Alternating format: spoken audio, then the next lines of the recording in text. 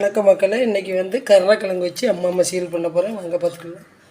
ஒரு கடாய் போட்டிருக்கேன், ஆயில் ஊற்றியிருக்கேன். அடுப்பத்தை வச்சு கொஞ்சோண்டு கடுகும் வெந்தயமும் போட்டுக்கிடுதேன். அது பொரியிட்டு ஒரு குத்து கருவேப்பிலை போட்டுக்கிடுவேன். கடுகெல்லாம் பொரிஞ்சிக்கிட்டு இருக்கு. இப்போ மசாலா அரைச்சிருக்கேன். இது வந்து பொடி வெங்காயம், பரு வெங்காயம், கருவேப்பிலை, சீரகம், மல்லித்தூள், வத்தல் பொடி, காயம் எல்லாமே போட்டு நல்லா வதக்கி தேங்காய் எல்லாம் போட்டு வதக்கி அதை அரைச்சி வச்சுருக்கேன். இப்போ இதை இதுக்குள்ளே போட்டுக்கணும். நல்லா எண்ணெய் ஊற்றி இந்த எண்ணெயில் நல்லா பிரிஞ்சு வரணும். இந்த மாதிரி நல்லா வதக்கிக்கிடுவோம். ஒரு அரை ஸ்பூன் காயம் போட்டுக்கிடுவோம். நல்லா வதக்கிக்கிடுவோம். இப்போ நல்லா எண்ணெய் பிரிஞ்சு மசாலாலாம் வந்துருச்சு. இப்போ வந்து கொஞ்சம் புளி தண்ணி கரைச்சி வச்சுருக்கேன். இதை ஊற்றிக்கிடுவோம்.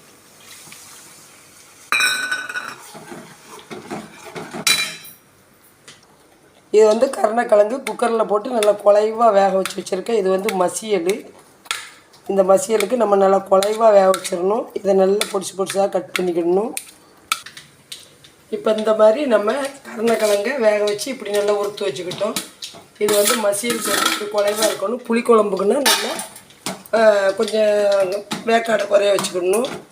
இது கூட இன்னும் நம்ம தண்ணியெல்லாம் சேர்த்துக்கிடுவோம். தேவையான அளவு இதில் உப்பு போட்டுக்கிடுவோம். இப்போ நல்லா எண்ணெய் பிரிஞ்சு வரட்டும், மூடி வச்சுருவோம்.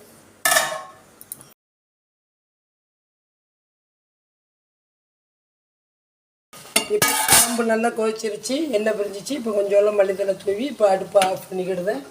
சூப்பரான கருணக்கிழங்கு மசியல் ரெடி. இப்போ மக்களே, அம்மா வீட்டில் அருமையான சோறு சுட சுட பாருங்கள்.